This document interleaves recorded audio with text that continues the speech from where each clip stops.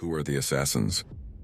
The history of the assassins begins at the end of the 11th century, when a man named Hassan ibn Sabah founded the Nizari Ismaili order in Iran and Syria. These were the same notorious assassins who captured many mountain fortresses and posed a serious threat to the Sunni Seljuk dynasty. The Brotherhood of Assassins is widely known and recognized for its methods of eliminating opponents through highly professional assassinations. The word assassin, derived from the name of the order, Hashashins, became a household word and acquired the meaning of a cold-blooded professional, a killer.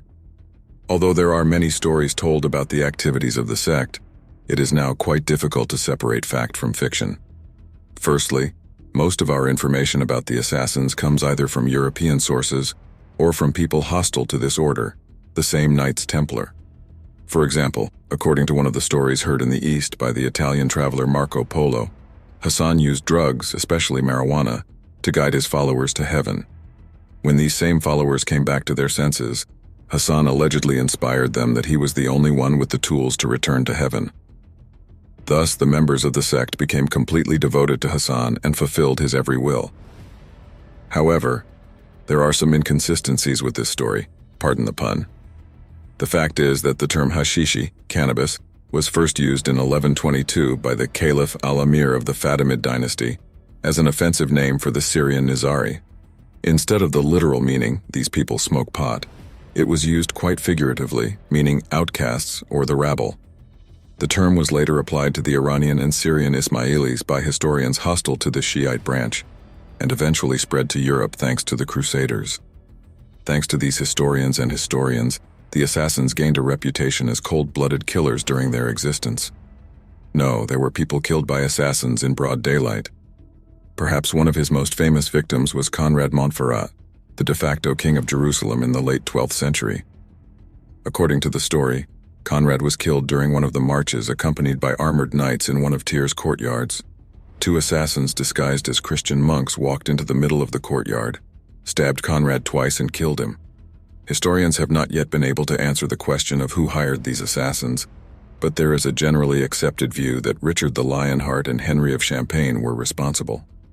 More impressive than their courage and audacity, the assassins' most impressive feat is probably their ability to use psychological warfare methods, because by instilling fear in the enemy, they managed to conquer their minds and wills without risking their own lives. For example, the great Muslim leader Salah ad-Din, Saladin, survived 2 assassination attempts on his life. Although he survived the assassination attempts, he continued to suffer from fear and paranoia, fear of new assassination attempts, and fear for his life. According to legend, one night during the conquest of Masyaf in Syria, Saladin woke up to see someone coming out of his tent. Next to his bed were hot buns and a note on top of a poisoned dagger.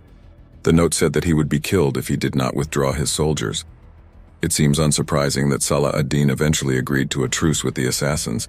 Despite all the scandalous fame, skill, audacity, and dexterity of the assassins, their order was destroyed by the Mongols who occupied Khwarezm. In 1256, their fortress, once considered impregnable, fell to the Mongols. Although the assassins managed to retake Alamut in 1275, and even hold it for several months, they were still ultimately defeated.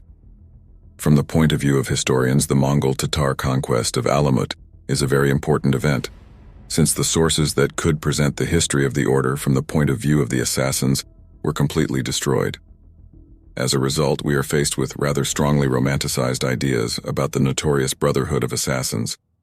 This is best seen in the famous and cult game Assassin's Creed. It is not known for certain whether assassins exist in real life in our time. Here, as they say, to each his own. Those who want to believe will believe. The assassins developed a military tactic that had not been seen before in history.